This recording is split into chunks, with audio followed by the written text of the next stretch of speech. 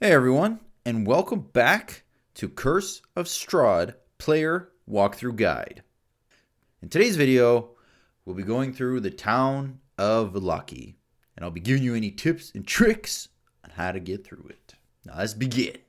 So first off, approaching the town, there's some gates you'll have to get through. If you show up at night, there'll be guards that'll be posted here, and you'll need to do a 20 persuasion check just to convince them to open the gate. I would advise not to start shit, because if you do, they'll sound an alarm, and there'll be 24 guards that'll show up to attack you, which is quite a lot. So I would say wait till morning, where the gates will be open, you can walk in no problem. Or if you have a character that's really charismatic, then hey, persuade. Do some persuading, son. You can do it. All right, so in the town, some areas of interest. There's the Blue Water Inn, and here is just a typical inn. You can do some exploring, role-playing, talk to some of the characters in here, whatever. Now, I will say, try to stay on the good side of the keepers, because they're actually were-ravens, which is not something that's, known about too much, but they're not really hostile, but stay on their good side, because later on, they might help you if you're in trouble. They might come in, fly in, save you, swarm of ravens help you out, so stay on their good side. Now, there's a few temptations, though, in this place that might sway you. So there's a chest in the loft of this place. If you tamper with it, a swarm of ravens will attack. You might piss off the innkeepers. And now there's also another chest in their secret attic. You'll either need to get the key from the Martikovs, or lockpick it with thieves' tools on a DC 20 dex check. And continuing on, we have the Burgomaster's Mansion. Again, in this place, don't get on the Baron's bad side. Not a good idea. If you do, he will accuse you of being spies of the Devil's Strahd and summon guards to attack you. And if you seem stronger than the guards, or if you fight them and beat them, then he's going to basically rally up the commoners to fight you, and there'll be 30 of them. So, not a great idea. Stay on his good side. Now, if you go in, explore his mansion, at some point you'll come across a magic mirror.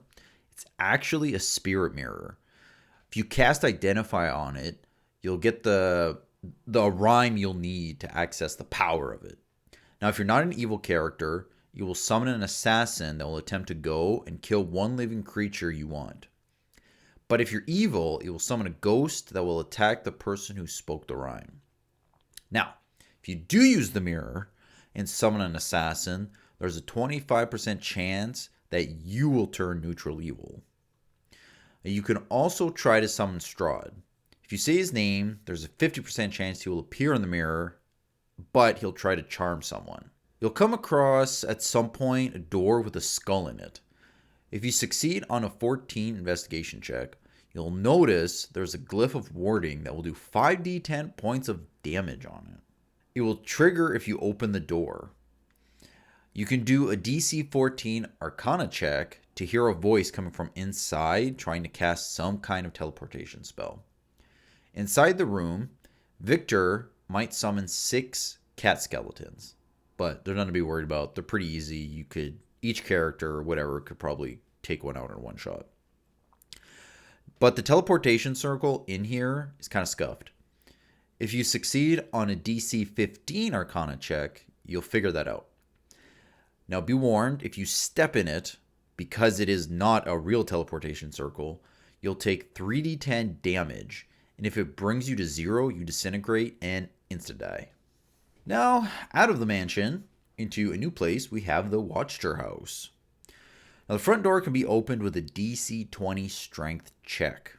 In the servant's closet, there's a secret door that you can find with a DC 10 perception check. In the master bedroom, you can also do another DC 10 perception check to find a key by the fireplace. You can use this to open the iron chest. In the library, there's a bunch of cats, and one of them has a key around their neck that can open a chest in the storage room. In the cellar, there are 8 skeletons that rise from the ground and attack. Now, this isn't that hard of a fight. They have pretty low health, low AC, and if you hit them with a bludgeoning weapon, it'll do double damage. So, easy enough fight. And in the final room of this place, this is where the cult headquarters are. And here, there are 4 cult fanatics. There's also an invisible imp, but will only get involved if Lady Watcher is drawn into the conflict. Now, this is a hard fight for any party that has less than 6 characters that are level 4. They have low AC, so melee and ranged attacks will work good against them.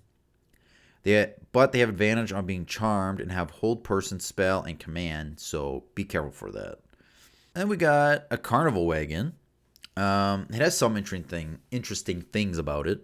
If you do a DC 15 perception check on it, you'll find a secret compartment with a bunch of useful things. We got a coffin maker shop. In here, you'll find a room with 6 crates. Don't aggro them. Don't touch them. Leave them. Don't do nothing. They all have vampire spawns in them. So not a great idea to fight them because they will probably completely kill your whole party. Like, one of them is, hard enough as it is. But 6?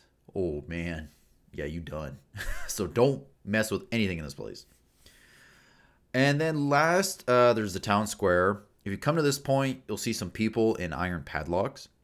If you try to free them, guards will ask you to leave the town. And if you don't and fight, you'll have to fight up against 24 guards. Just let it play out what happens in the center of town. Don't get involved. Okay, so that's it for the Town of Vallaki. So I hope those tips and tricks will help you through the town. Stay tuned for the next video, where I'll be going over the old bone grinder. Yeah.